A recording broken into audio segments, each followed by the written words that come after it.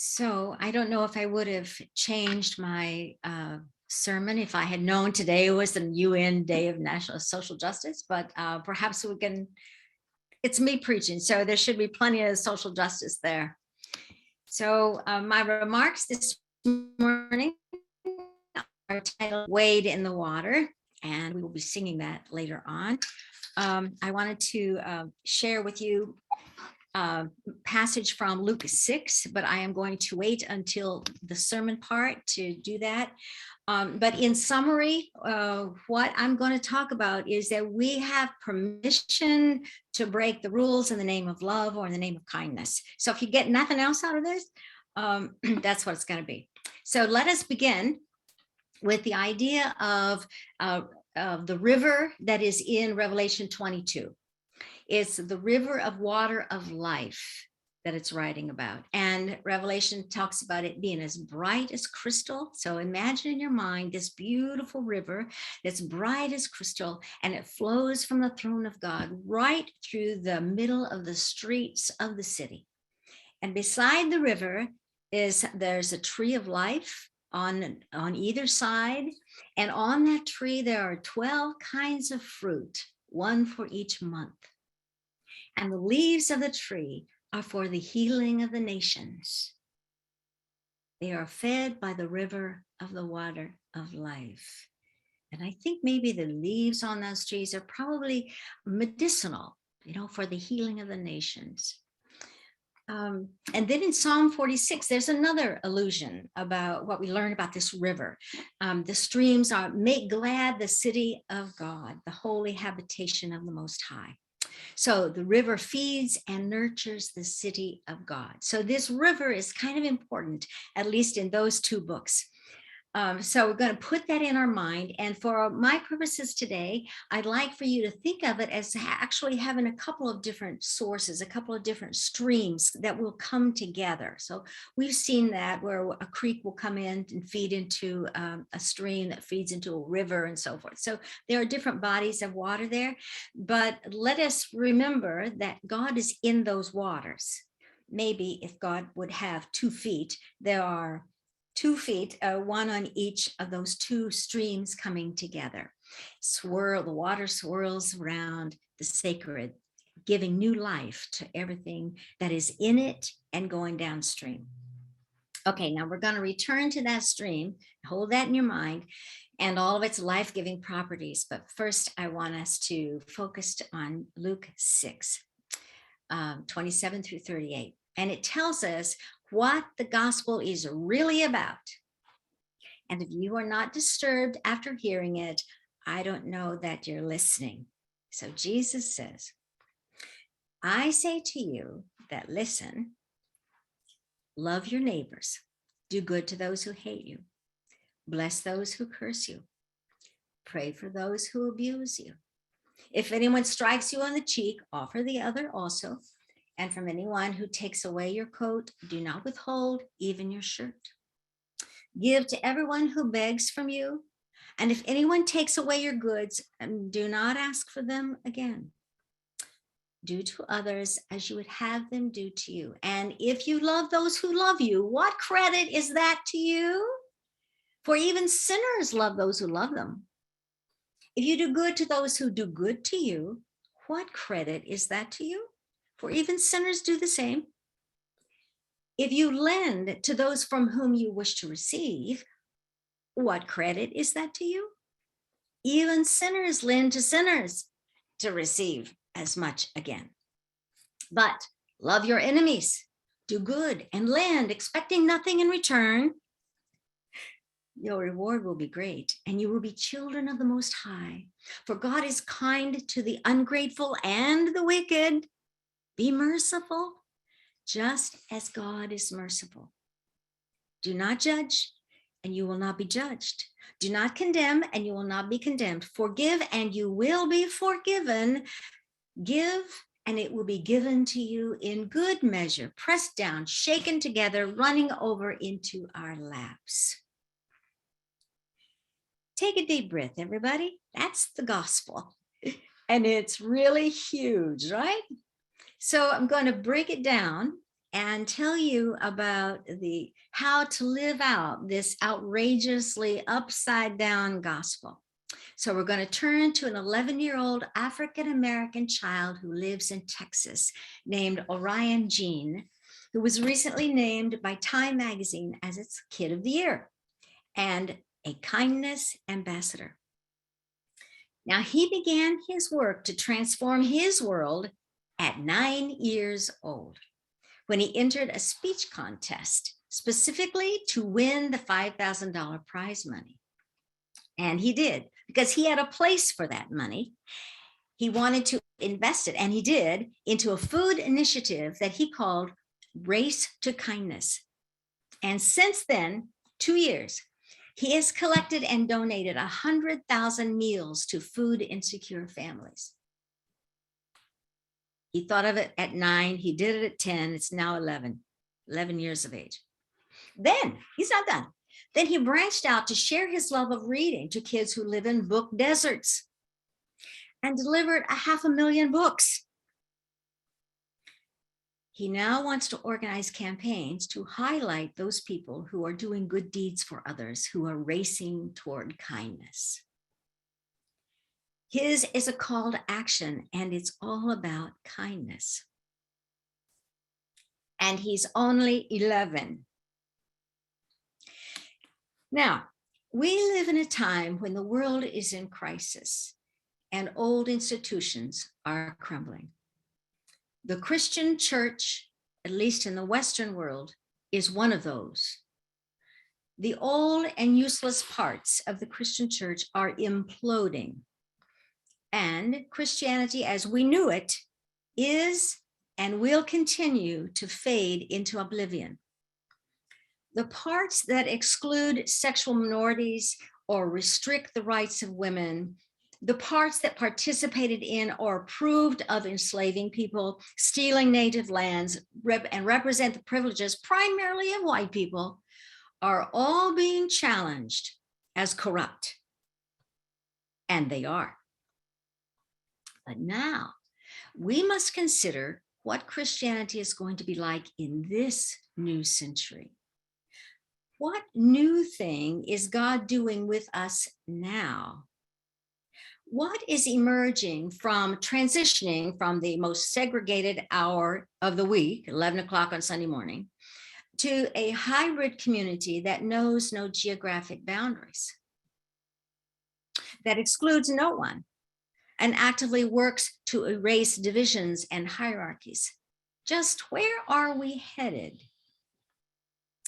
Orion Jean shared with an interviewer that someone told him that what you have to do is find something that breaks your heart. And then we race to kindness to get out there and make a difference. Now, during that interview, he turned the tables on the interviewer, who happened to be Angelina Jolie, and asked her what broke her heart. And she said that it was when she first saw Cambodian refugee children. And this broke her heart, and she started on a path to being a humanitarian spokesperson. So, what breaks the heart of the Christian church? What breaks our hearts in this room?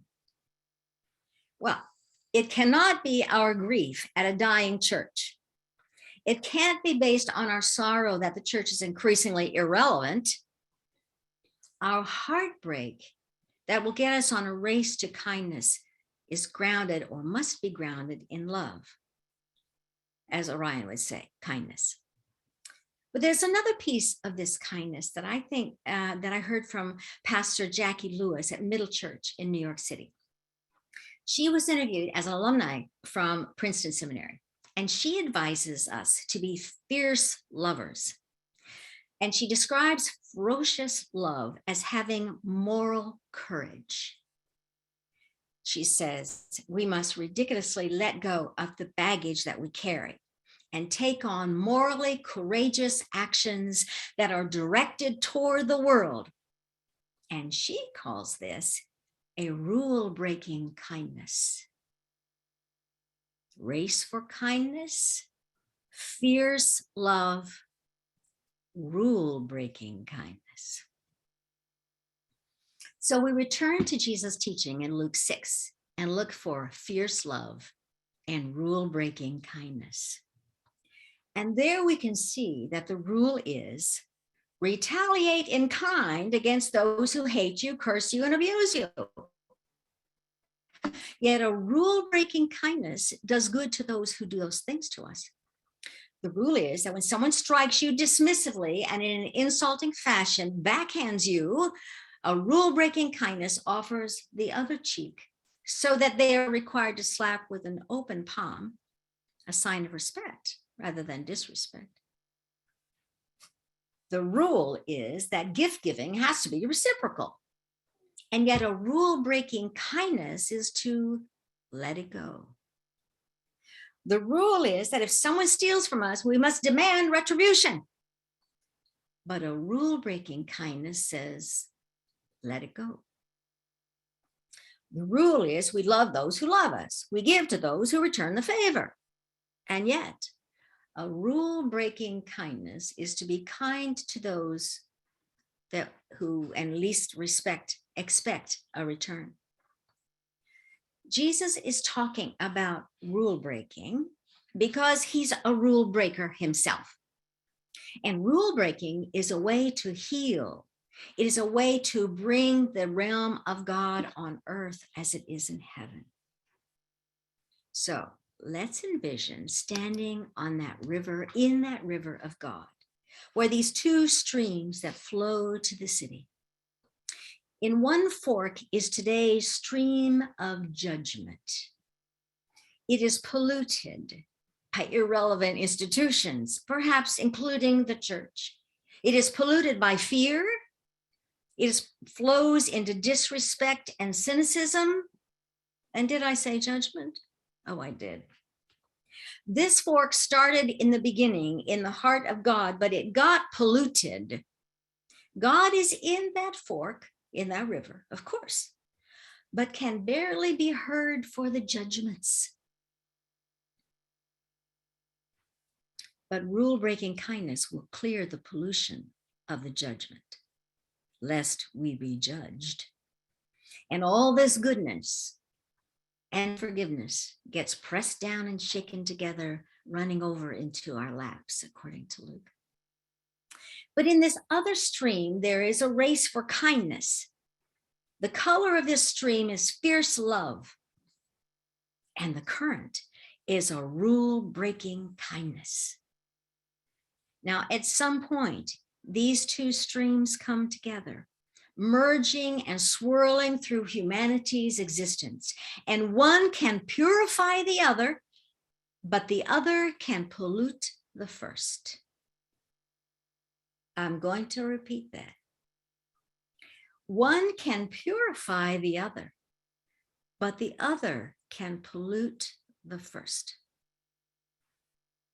Now, church, to stand in the stream of a rule-breaking kindness and ferocious love is not about doing paternalistic, good liberal work so we feel better and assuage our own scars, our own woundedness, to make us feel good. No. For us to do rule-breaking kindness requires that we first do our own inner work. Bell Hooks writes, quote, "Do not expect to receive the love from someone else you do not give to yourself. The light of love is always in us, no matter how cold the flame. It is always present, waiting for the spark to ignite, waiting for the heart to awaken." End of quote.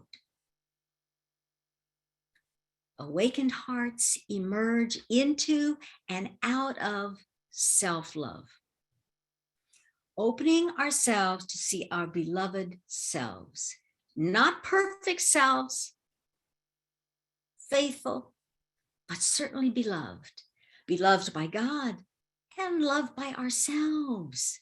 We do the best we can. It's always insufficient. Thank God we are forgiven. God understands. We do the best we can and move into others' sphere in kindness. Move into those spaces of love for others.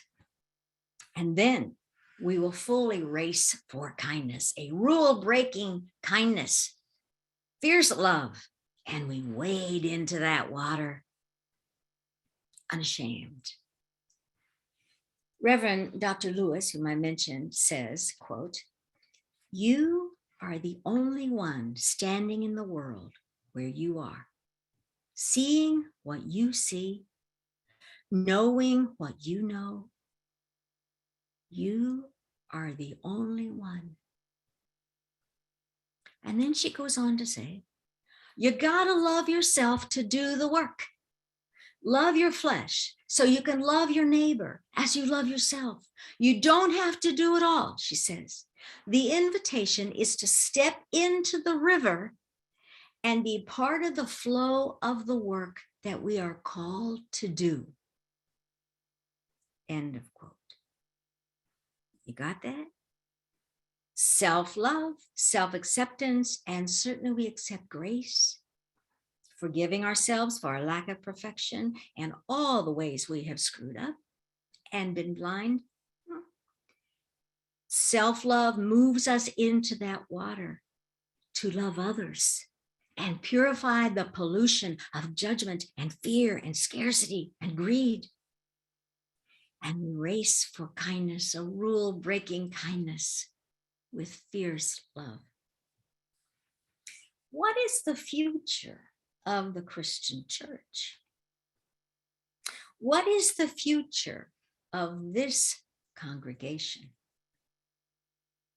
It is not to do good liberal acts. It is to race for a rule-breaking kindness that comes out of a ferocious love. And if we do not experience ferocious love, we are not loving ourselves enough. Bell Hooks says, quote, "We do not have to love, we choose to love." When we understand love as the will to nurture our own and other people's spiritual growth, it becomes clear we cannot claim to love if we are hurtful and abusive. Love and abuse cannot coexist. End of quote. So when we don't love ourselves out of our own kindness, if we're not kind to ourselves, that's abusive. Sometimes we treat ourselves with ways we would never allow others to treat us or treat them, right? Love and abuse cannot coexist. We cannot claim to love if we are hurtful. And if we do not love ourselves, we will most likely hurt other people with our judgments. And so we find that so much of the church is swirling in the polluted waters of judgmental abuse, swirling the polluted waters of white privilege and white supremacy, and now Christian nationalism. That is not love. That kind of religion does not deserve to survive. That is part of the river that the world is drowning in: judgment, cynicism, disrespect, scarcity, fear, and greed. But God steps into that river through us. We courageously wade into the river of God that calls for rule-breaking kindness. And we wade into the waters that comes from the throne of God and flows through our hearts that have been drenched with self-love, so much that our hearts begin to break over the wounds of this world and the people who suffer. And then the church that lives love and teaches love and models a rule-breaking kindness breaks all the old rules until there are no more rules about who is in and who is out. Everybody is in. The water is cleaner for everyone. Come on in, the water is fine. We are wading in the waters of a new day in this century, guided by the teachings of a rule-breaking Jesus.